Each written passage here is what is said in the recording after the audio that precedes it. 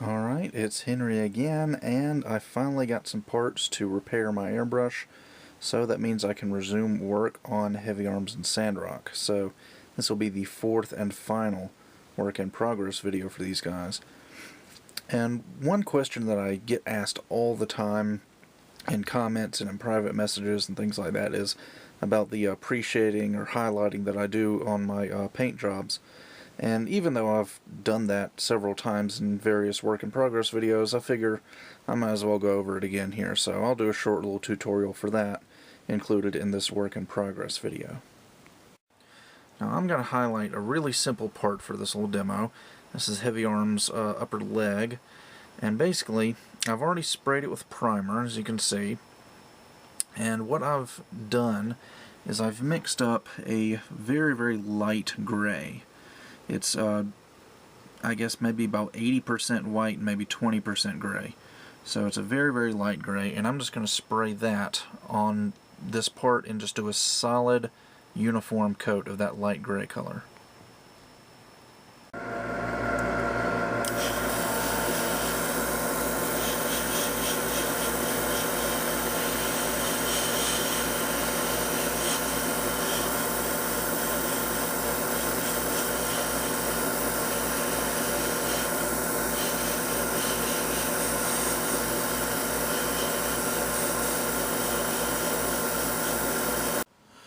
Now I realize that this piece may already look white on camera, but that's probably because my lights are so bright in here. But what we're going to do now is mix up some white paint, and then we're going to be spraying it in the large open areas while staying away from the edges and the panel lines. And what that's going to do is it's going to leave that nice shaded effect around the edges and the panel lines.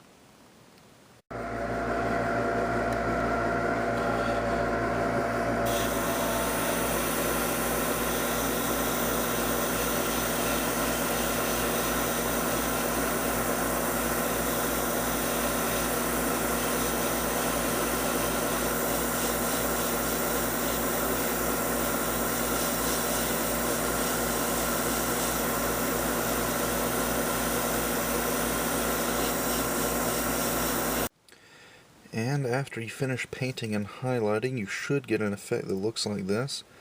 As you can see, maybe, it's kind of hard to see on camera because the lights are a little bit bright, but you can just barely tell that along the edges here and then along that single panel line that goes around the leg, we've got a nice kind of smoky, shadowy effect. And that's basically the way I do highlighting. Some people do it different ways. Some people will lay down a base coat of white and then actually use black or gray paint to actually paint where they want the shading to be and then paint white over it again. But I find it much easier to just do the base coat of light gray and then highlight with white. It's fewer steps and it just produces a better result, for me anyway. Like I said, it works different for different people. And of course, when it comes to panel lining, I'm doing pretty much the same thing I always do, which is using a Gundam Real Touch marker and simply filling in the panel lines with the Real Touch marker like so. Pretty straightforward.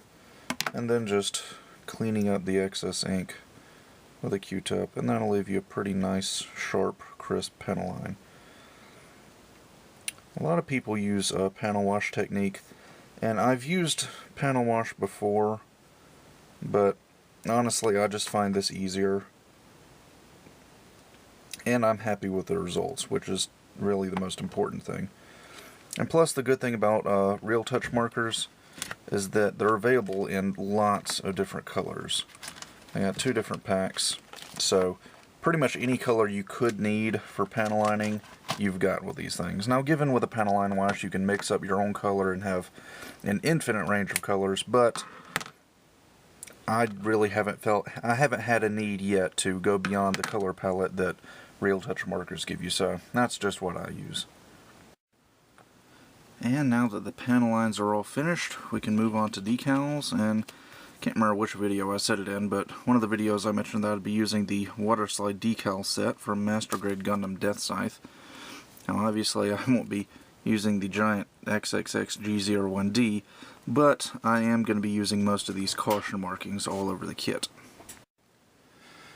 And after getting all of the decals applied, this is what it's going to end up looking like.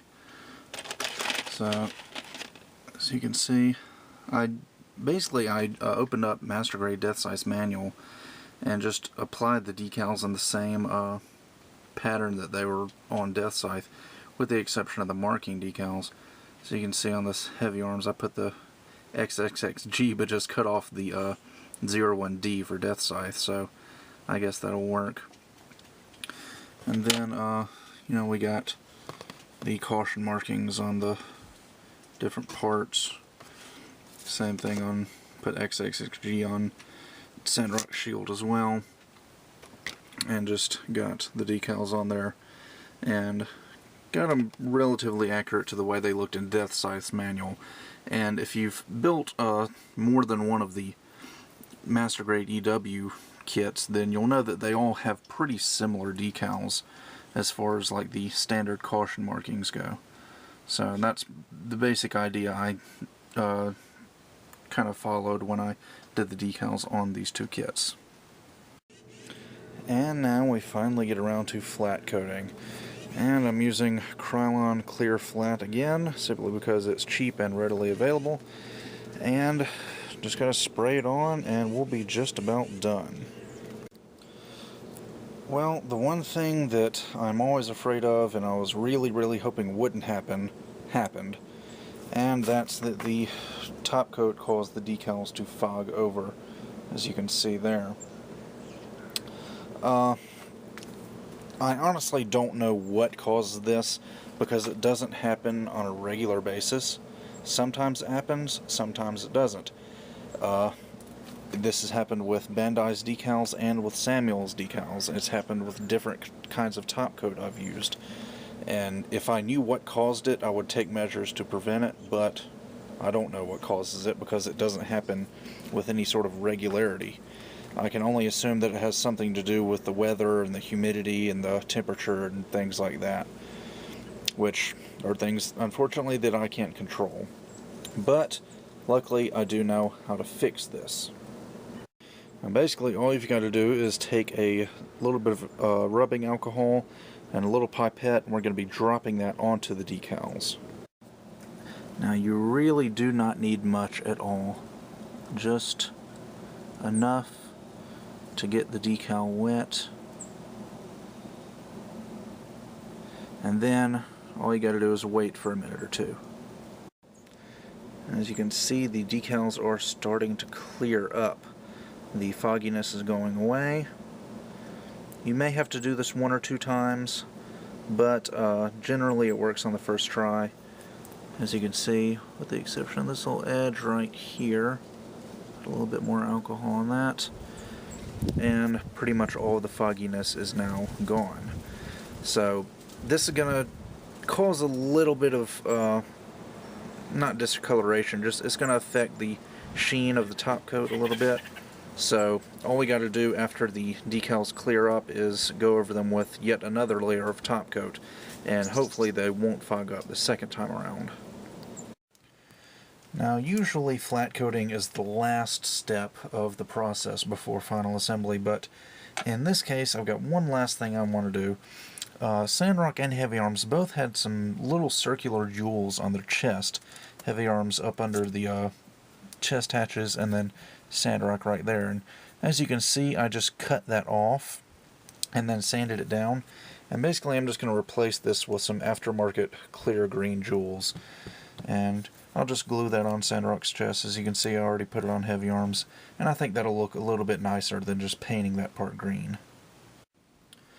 And after all of that hard work and what probably I think took over a month, Heavyarms and Sandrock are finally complete.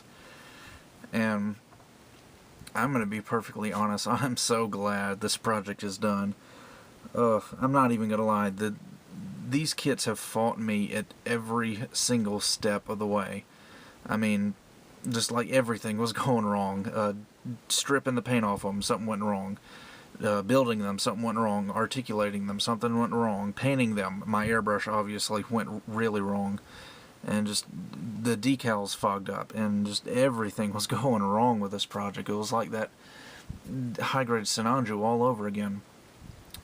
But I worked through it, and it worked out fine, and I think I am happy with the final result. They do look really, really nice. This is actually the first time I've seen them since I've completed them. The last time I saw them assembled like this, they were still bare resin, so this is the first time that you and I have seen them completed like this, and I think the overall effect looks really, really nice.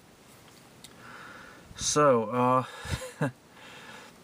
I guess my next video will be reviewing one of these kits. I'm not sure which one, but I don't guess it really matters, because they'll both be getting reviewed. This project started off as a simple repaint. I was just going to repaint them and make them fixed pose, and it just gradually got more and more complex, and I started adding things and coming up with new ideas, and eventually we got this, re-articulating both kits entirely, and then doing the resin casting and the modifications and scratch building to convert both of them between normal and Kai versions. And this project just grew and grew and grew. But like I said, I think I am happy with the final result. And in the end, they look a whole lot better than they did before I redid them. So in that sense, I guess this project was a pretty good success. So that about does it for this video and this work in progress series. And like I said, next up I'll be reviewing both of them. So with that, I'll see you guys next time.